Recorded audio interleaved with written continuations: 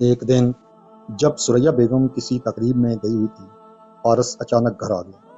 گھر میں تنہائی کا فائدہ اٹھاتے ہوئے وہ زویا کے کمرے میں داخل ہوا اور اس کی مرضی کے خلاف اس کے قریب آ گیا۔ زویا جو اسے اپنا ہونے والا مجازی خدا سمجھتی تھی، اس لمحے خوف اور گھبراہٹ سے منجمد ہو کر رہ گئی۔ پارس نے اپنی منگیتر ہونے کے حق کا غلط استعمال کیا اور اس کی پاک دامنی کو وقت سے پہلے ہی داغدار کر دیا۔ زویا روتی رہی، لیکن فارس اپنی انا اور خود غرضی کی تسکین کر کے جا چکا تھا۔ السلام علیکم پیارے ناظرین۔ زندگی کے امتحانات بسا اوقات انسان کو اس مقام پر لا کھڑا کرتے ہیں جہاں اپنے ہی بیگانے ہو جاتے ہیں۔ زویا کی زندگی بھی کچھ ایسی ہی آزمائشوں کا مجموعہ تھی۔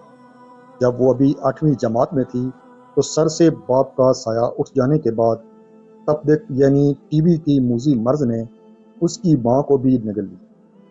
اس یتیمی کے عالم میں زویا کے لیے واحد پناہ گاہ اس کی خالہ سریا کا گھر تھا۔ سریا بیگم نے اپنی بانجی کو در بدر کی ٹھوکروں سے بچانے کے لیے اسے اپنے گھر لے آئی، جہاں ان کا اکلوتا بیٹا فارس بھی مقیم تھا۔ خاندان بھر میں سریا بیگم کی نیک نامی کے چرچے تھے کہ انہوں نے ایک یتیم کو سہارا دیا ہے۔ وقت گزرتا گیا، زویا اور فارس ایک ہی گھر میں پل کر جوان ہوئے۔ فارس زویا سے 10 سال بڑا تھا، لیکن بچپن میں وہ ان کے ساتھ ایک دوست کی طرح کھیلا کرتا تھا۔ جب زویا نے ہوش سنبھالا تو خالہ نے دونوں کی منگنی کر کے اپنی تئیں ہر خدشے کا دروازہ بند کر دیا، لیکن جوانی کی دہلیز پر قدم رکھتے ہی زویا کے دل میں حیا اور حجاب کے پہرے بیٹھ گئے اور وہ اپنے ہی منگیتر فارس سے کترانے لگی۔ ایک دن جب سریا بیگم کسی تقریب میں گئی ہوئی تھی، فارس اچانک گھر آ گیا۔ گھر میں تنہائی کا فائدہ اٹھاتے ہوئے وہ زویا کے کمرے میں داخل ہوا اور اس کی مرضی کے خلاف اس کے قریب آ گیا۔ زویا جو اسے اپنا ہونے والا مجازی خدا سمجھتی تھی، اس لمحے خوف اور گھبراہٹ سے منجمد ہو کر رہ گئی۔ فارس نے اپنی منگیتر ہونے کے حق کا غلط استعمال کیا اور اس کی پاک دامنی کو وقت سے پہلے ہی داغدار کر دیا۔ زویا روتی رہی، لیکن فارس اپنی انا اور خود غرضی کی تسکین کر کے جا چکا تھا۔ جب یہ راز فاش ہوا تو فارس نے اپنی ماں کے سامنے صاف انکار کر دیا کہ اس کا اس معاملے سے کوئی تعلق نہیں۔ اس نے الٹا زویا پر تہمت لگائی اور اسے بد کردار قرار دے دیا۔ خالہ سریا جو پہلے تو زویا کو بیٹی کہتی تھیں، بیٹے کی ممتا میں اندھی ہو گئی۔ انہوں نے زویا کو ہی قصوروار ٹھہرایا کہ اگر وہ سچی تھی تو اس نے بر وقت شکایت کیوں نہیں کی۔ زویا خاموش رہی، کیونکہ اسے معلوم تھا کہ یتیم کی فریاد کی گونج دیواروں سے ٹکرا کر واپس آ جاتی ہے۔ بدنامی سے بچنے کے لیے خالہ نے ایک ڈاکٹر کی مدد سے حقیقت کو چھپایا اور جلد ہی زویا کا رشتہ ایک شریف النفس انسان عدنان سے کر دیا۔ زویا کے خالو اس فیصلے سے ناخوش تھے، لیکن فارس کے اڑیل رویے کے سامنے مجبور۔ زویا نے بوجھل دل کے ساتھ عدنان سے نکاح کر لیا۔ عدنان نے اسے بے پناہ محبت اور عزت دی، جس کی بدولت زویا اپنے ماضی کے زخموں کو بھولنے لگی۔ ان کے 3 بچے ہوئے اور زندگی سکون سے گزرنے لگی۔ زویا کے خالو کو احساس ہوا کہ زویا ان کی کتنی خدمت کرتی تھی اور انہوں نے اس کے ساتھ کتنی زیادتی کی۔ وہ اکثر زویا کے گھر آتے اور اسے عیدوں پر اپنے گھر لے جاتے۔ ایک بار جب زویا عید پر اپنی خالہ کے گھر گئی ہوئی تھی تو فارس پھر سے اس کے سامنے آ گیا۔ فارس کی اپنی پسند کی شادی ناکام ہو چکی تھی اور اس کی بیوی اسے چھوڑ کر جا چکی تھی۔ اس نے زویا کو ماضی کی یاد دلا کر پھر سے ورگلانے کی کوشش کی اور انکار پر دھمکی دی کہ وہ عدنان کو سب کچھ بتا کر اس کا گھر برباد کر دے۔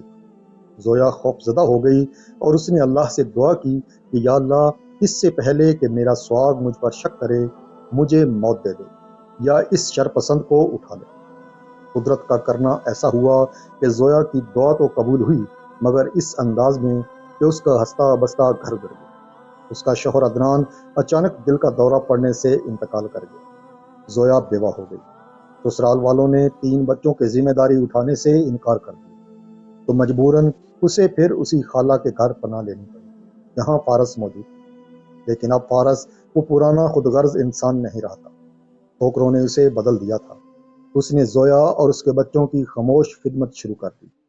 جب زویا کے خالو کینسر کی وجہ سے بستر مرگ پر تھے تو انہوں نے زویا سے التجا کی کہ وہ ان کے مرنے سے پہلے فارس سے نکاح کر تاکہ ان کے بعد وہ اور اس کے بچے بے سہارا نہ رہیں۔ زویا نے پہلے تو انکار کیا کیونکہ وہ فارس کو اپنا دشمن سمجھتی، لیکن پھر بچوں کے مستقبل کی خاطر وہ مان گئی۔ نکاح کے بعد فارس نے انکشاف کیا کہ اسے اپنی غلطی کا احساس بہت پہلے ہو گیا تھا، لیکن وہ ایک غلط مشورے کی وجہ سے خاموش رہا۔ اس کے ایک دوست نے اسے ڈرایا تھا کہ اگر اس نے حقیقت مانی تو خاندان میں تو ہوگی۔ فارس نے رو کر زویا سے معافی مانگی اور اعتراف کیا کہ جس لڑکی کے لیے اس نے زویا کو ٹھکرایا تھا، اس کی بے وفائی نے اسے سکھا دیا کہ درد کیا ہوتا ہے۔ زویا نے اسے معاف کر دیا کیونکہ وہ جان چکی تھی کہ پچھتاوا انسان کو پاک کر دیتا ہے۔ تقدیر نے اسے گھما پھرا کر پھر اسی گھر کی ملکہ بنا دیا تھا جہاں اسے کبھی ذلیل کیا گیا۔